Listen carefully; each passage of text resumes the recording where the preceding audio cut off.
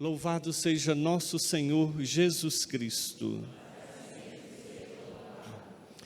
Nós estamos neste segundo domingo do tempo do Advento, preparação para o Natal. O presépio já está ali montado para a nossa contemplação. A coroa do Advento já com a sua segunda vela acesa, mostrando que já está próximo o nascimento de Jesus. O tempo do Advento é um tempo de esperança. É tão bom a gente poder celebrar nascimento, não é? É tão bom, ainda mais o nascimento de Jesus. Ou seja, Ele sempre dá-se a oportunidade de nascer em nós. Ele nasceu na história.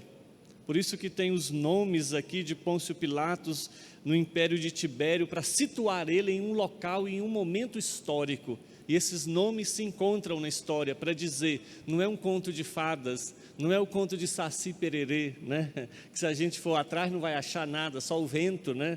Mas é diferente, aqui nós vamos achar as pegadas deixadas na história. Mas ele nasce, ele tem que nascer no coração nosso. Nascer na história é uma coisa, nascer no nosso coração é diferente. Ele nasceu na história, mas muitos morreram sem que Cristo pudesse nascer no coração deles. Ele foi condenado na história, inocentemente, e até hoje tem muitos que o condenam também.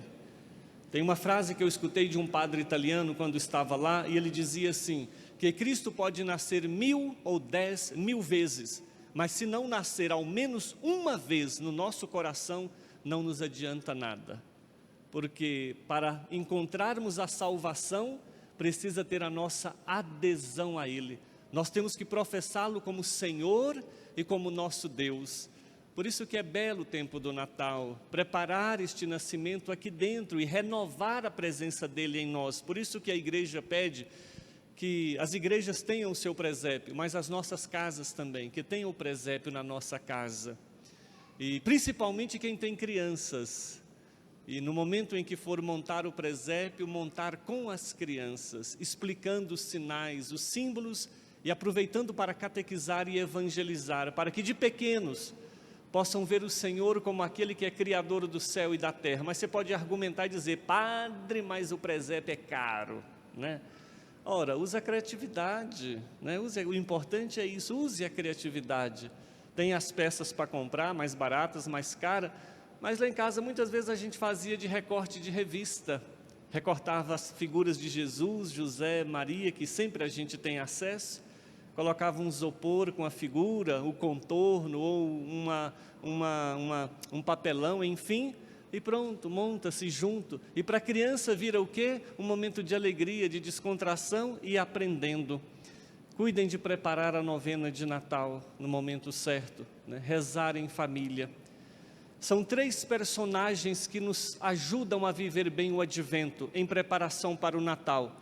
Claro que hoje nós escutamos o profeta Baruque na primeira leitura, tem Jeremias também, e outros que falam, mas 3 se destacam, que é a figura do profeta Isaías, principalmente durante a semana. Isaías é aquele que diz, eis que uma virgem conceberá, e ela dará à luz um filho. E aí ele continua. A outra figura é João Batista, que nós escutamos hoje. João é esta voz que clama no deserto, endireitai os caminhos do Senhor, preparai, porque o Senhor está próximo. E João é esta voz. Um padre da igreja diz assim, que João é a voz, Cristo é a palavra. A voz passa, a palavra fica. Dom Manuel Pestana um dia foi uma voz, a voz dele passou. A palavra que é Cristo ficou. Dom João é uma voz que está hoje. O padre Marcelino é a voz de hoje, mas quantas vozes já não se serviu? Cristo já não se serviu, mas um dia a voz dele passará, a voz de Dom João passará, a minha voz passará, outras vozes virão, mas o Cristo é o mesmo ontem, hoje e por toda a eternidade, é Ele que permanece. Por isso que numa paróquia, quando tem transferência de padre, não estou falando isso porque ele vai ser transferido não, tá? Pelo amor de Deus, porque tem gente que acha chifre na cabeça de cavalo, né? Quando um padre é transferido, nós não podemos ir atrás do padre, porque a palavra passa. João Batista é aquele, olha, João Batista é um exemplo para nós. Eu acho que João Batista é um exemplo para as sogras também. É um exemplo para a sogra. Vocês vão entender por quê. Porque João Batista veio primeiro que Jesus. E ele tinha os discípulos dele, e ele batizava, e ele fez aquele grupo que, nossa, né, babava por João Batista. E de repente Jesus passou, e olha o que é que João disse: eis o Cordeiro de Deus, ele que tira o pecado do mundo, é a ele que vós buscais. Ou seja, não teve ciúmes, não pode haver ciúmes. Tem tantas famílias que sofrem por causa de ciúmes, quando o filho se casa e o filho tem que sair de casa. Eu sei que não são todas, tem umas sogras que são uma maravilha, é uma segunda mãe, mas se isso afeta a família, isso precisa ser cuidado. Da mesma maneira, quando o padre é transferido, um padre é transferido, ele não pode ficar voltando aqui com ciúmes porque chegou outro, não, ele tem outro povo para conquistar. Não é? João Batista é a voz, ele sabe que ele passa, quem tem que ficar e quem tem que crescer é Jesus Cristo. Ele é muito consciente desta verdade e desta realidade. Ele é a voz. Vocês também hoje são voz, que esta palavra pode fazer uso, por isso que hoje vocês serão crismados. Todos nós que já somos, já temos o nosso compromisso, e é uma oportunidade de reavivar, caso isso esteja adormecido no seu coração.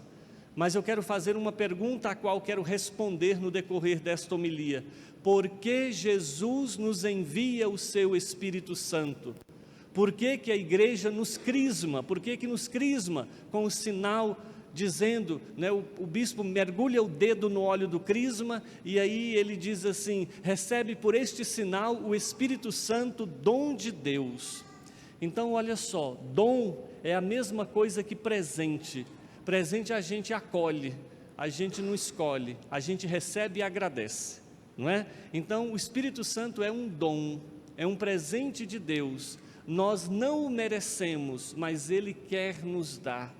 E então, é a mesma maneira que daqui a pouco eu direi assim: eis o Cordeiro de Deus, aquele que tira o pecado do mundo. E vocês respondem? Senhor, eu não sou digno. Pronto, Senhor, eu não sou digno. Nós não somos dignos de receber a Eucaristia, nós não somos dignos de receber o Espírito Santo. Ele nos dá, é um presente, e nós não somos nada bobos, a gente quer, principalmente porque o presente é bom. E por que então que Ele nos dá o Espírito Santo? Em um determinado momento da Escritura, Jesus disse assim: eis que eu vos dou um novo mandamento, amai-vos uns aos outros. Só que o mundo foi mudando essa questão do amor, e tem gente que tem um jeito estranho de amar. Volta e meia a gente vê no jornal alguém dizendo assim: eu a matei por amor, né? Aí você vê a mulher toda arrebentada no rosto, ele diz assim: eu bati nela por amor, né? E assim por diante. Então, para evitar essa confusão, Jesus disse assim: eis que eu vos dou um novo mandamento, amai-vos como eu vos amei. Pronto, tira qualquer dúvida. Por quê? Porque quem ama morre, quem ama não mata, jamais. Quem ama nunca faz mal ao outro, sempre quer fazer bem. Quem ama não machuca o outro, nem fisicamente, nem moralmente, nem psicologicamente. Quem ama cria um espaço onde a vida floresce. Quem ama, o ambiente é leve, é bom de conviver. A gente tem alegria de ir, a gente tem alegria de voltar. Então, nós recebemos o Espírito Santo para amar, aprender a amar como Ele nos ama, porque nós somos muito inconstantes. Uma hora você vê um filho virando para a mãe dizendo assim: mãe, a senhora é a melhor mãe do mundo, e abraça e beija, que a mãe tem que chegar lá porque é um gruda-massa, um prega-massa. Aí de repente a mãe diz um não para a filha, e a filha vira para a mãe e fala: eu te odeio, você é a pior mãe do mundo. E assim, ou seja, o ser humano é inconstante. Então, para que a gente cuide dessa nossa inconstância e nós possamos nos tornar homens maduros afetivamente e para relacionamento, Ele nos dá o seu Espírito, para que a gente tenha uma constância no amor ao qual nós somos chamados a perdoar, nós somos chamados a deixar passar, nós somos chamados a pedir perdão, a criar ambiente de fraternidade entre nós. Então recebemos este Espírito para que nós possamos mirar um alvo, e este alvo é Ele. Este Espírito é como um míssil teleguiado, que nos deve conduzir a Ele. Quem se deixa conduzir pelo Espírito, naturalmente vai chegar a Ele, em nenhum outro lugar, porque sempre procura Deus como seu primeiro amor, como aquele que mais ama. Então nós recebemos o Espírito Santo para sermos felizes, e sem Deus a gente não consegue ser feliz. Vocês que serão crismados vão se tornar adultos na fé. O Vinícius pediu, para que fossem crismados. E a responsabilidade da crisma é essa: vão se tornar adultos na fé. Qual é a responsabilidade de um adulto? Vocês sabem muito bem. Quando a gente tinha aí os 14, 15 anos, 16, chegava para o pai e para a mãe e falava assim: pai, mãe, deixa eu ir em tal lugar. E eles respondiam: não. Aí a gente falava: droga. O dia que completar 18 anos eu vou mandar no meu nariz, aí eu não vou mais ter que pedir. Aí você completa 18 anos, mandou no nariz? Não, mandou não. Aí você fala assim: já sei, quando eu casar, quando eu casar e eu sair de casa, aí eu vou mandar no meu nariz e fazer o que eu bem querer. Aí casou, mandou no nariz, piorou, achou um marido para mandar no seio e achou uma esposa para mandar no seio, isso é até que a morte os separe, lascou mesmo. E você acha que com padre, bispo é diferente? O rapaz está no seminário, tem um reitor que está lá em cima, Aí ele fala: o dia que eu for padre, ele é padre, tem o bispo que também está de olho nele do mesmo jeito. Aí a pessoa é chamada para ser bispo e fala: agora eu mando em mim, tem nada, o Papa vai e manda em você. Aí depois o Papa chega e fala: bom, agora eu sou o Papa, eu mando em mim. Não tem, Deus manda nele. Então, para todos nós cristãos, quem é que tem a maior autoridade na nossa vida? É Deus. Se você tem a sua vida ordenada com Deus, naturalmente a sua vida com os homens, com as coisas também é ordenada. Se você ama a Deus em primeiro lugar, e você tem a vida ordenada, a obediência aos mandamentos, naturalmente a sua vida de família, de casamento, de trabalho, é ordenado. Agora, se a sua vida com Deus está desordenada, provavelmente as suas outras dimensões vão estar desordenadas também. Então, de tal maneira que Ele tem que ser a voz de maior autoridade na nossa vida, tem que ser Deus. Então vocês se tornam adultos na fé, ou seja, vocês têm um Senhor, vocês vão se tornar soldados de Cristo, e o soldado tem um comandante, e esse comandante é Jesus. Então se espera que a partir de hoje, muito mais do que ontem, vocês sejam responsáveis pela sua vida espiritual, ou seja, missa de domingo, que não precisa ninguém. Qual é o último horário de missa aqui domingo? 18 horas, às vezes dá 17 horas e a mãe vira para o seu, ou alguém fala assim: meu filho, 17 horas, você não vai para a missa não, nem tomou banho ainda. Ou seja, se espera que não tenha ninguém mais de sobreaviso para ficar de olho se você está se arrumando para vir à missa ou não, porque você é um soldado de Cristo, e o soldado não pode faltar. Se o soldado falta ao compromisso, o que é que acontece com ele? Cadeia.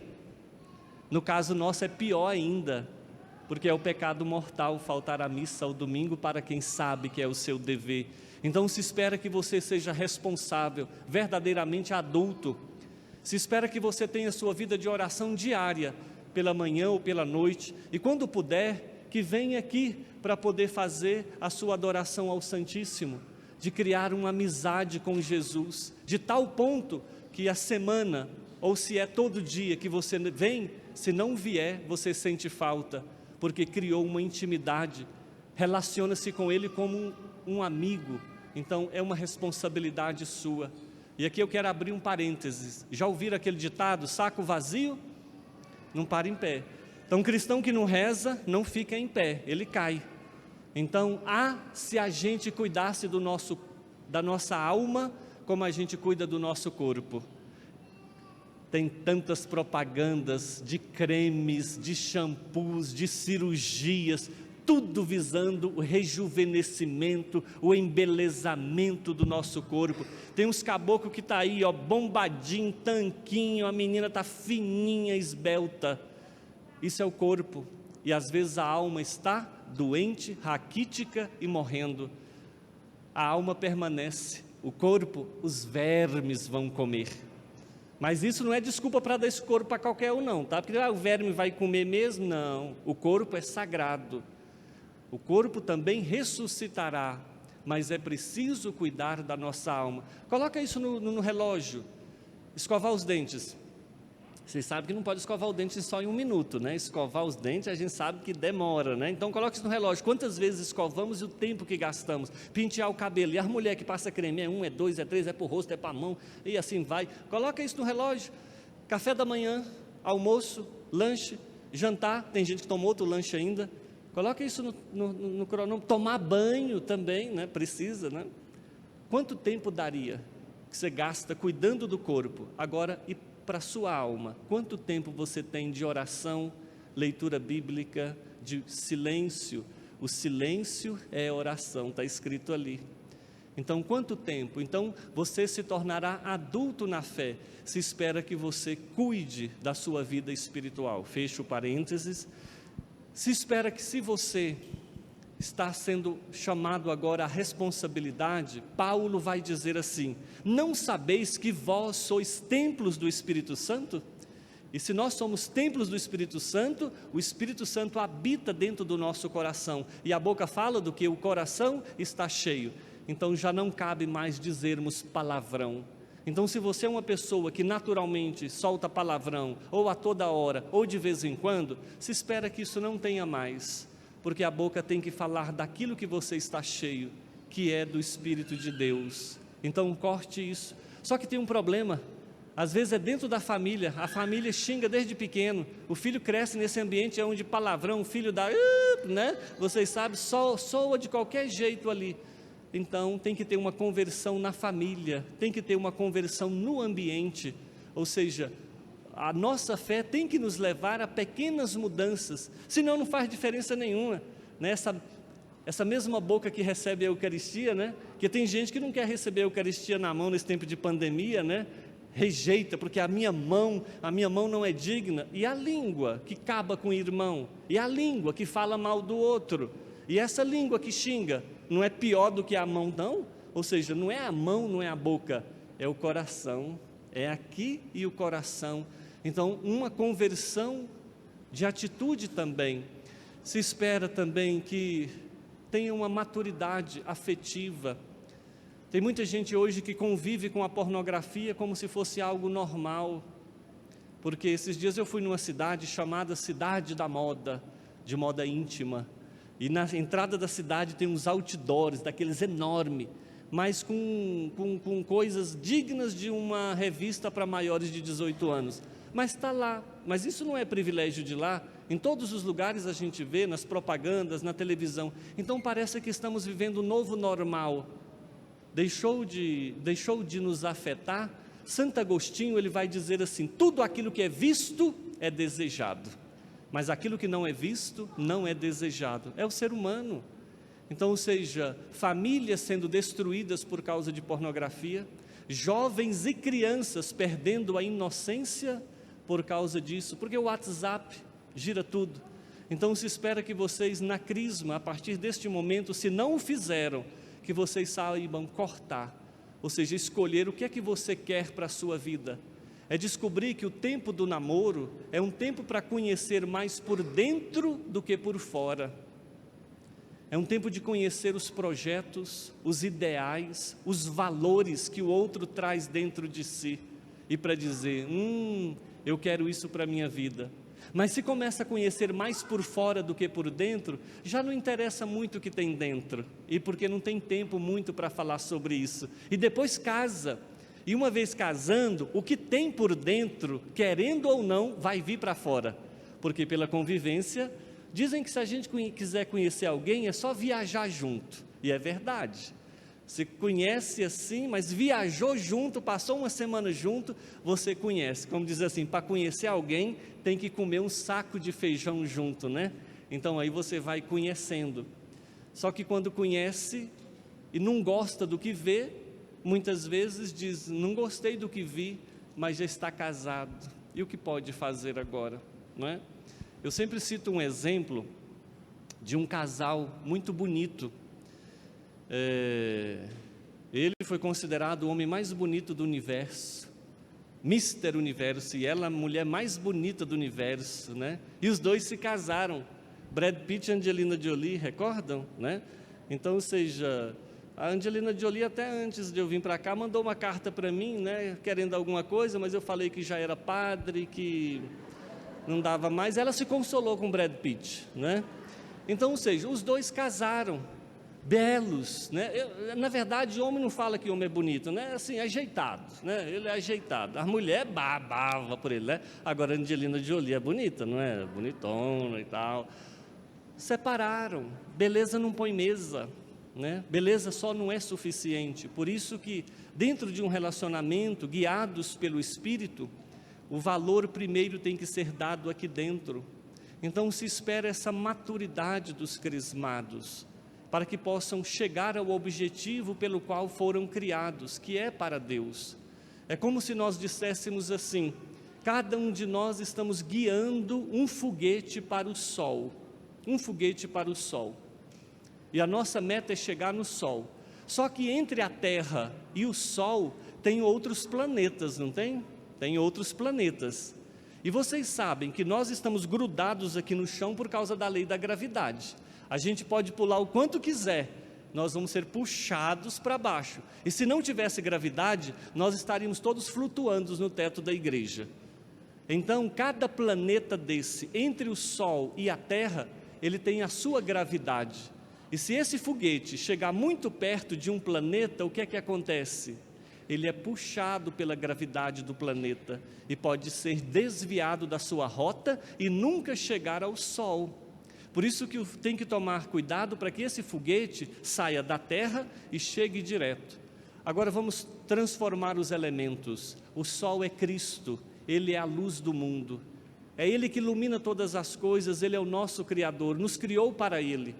E esse foguete é você. E esses planetas são os brilhos do mundo. Não é? Tem gente que se aproximou muito do mundo das drogas e foi atraído por sua gravidade e nunca conseguiu sair dele e morreu nesse planeta das drogas.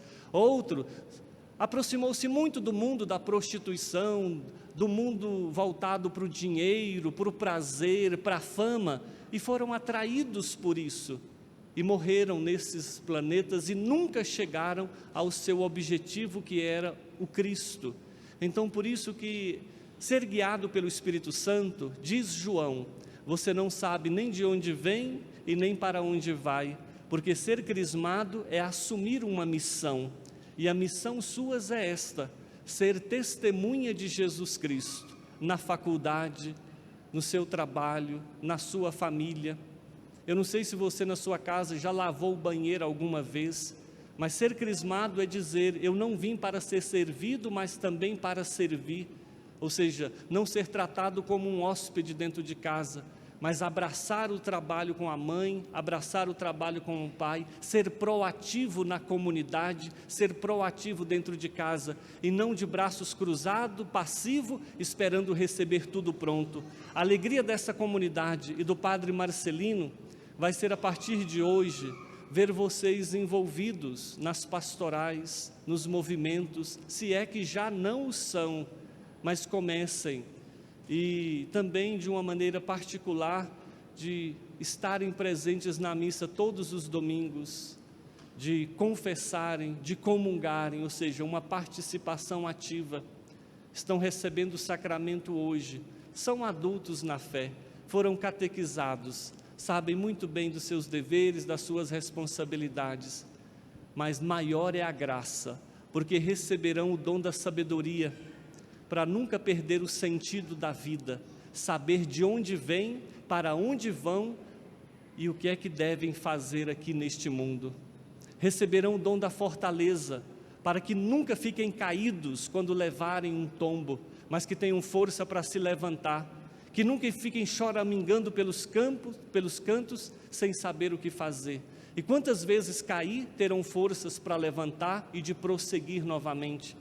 O dom da piedade, para que sejam homens que tenham uma vida de oração, o temor de Deus, a inteligência, a ciência, o conselho, enfim, todos estes dons, para ajudá-los a serem soldados de Cristo, para ajudá-los a serem bons adultos na fé. Vamos abaixar um momento a nossa cabeça, pedir a intercessão da Virgem Maria e também de São João, que interceda por nós, para que possamos ser bons soldados de Cristo.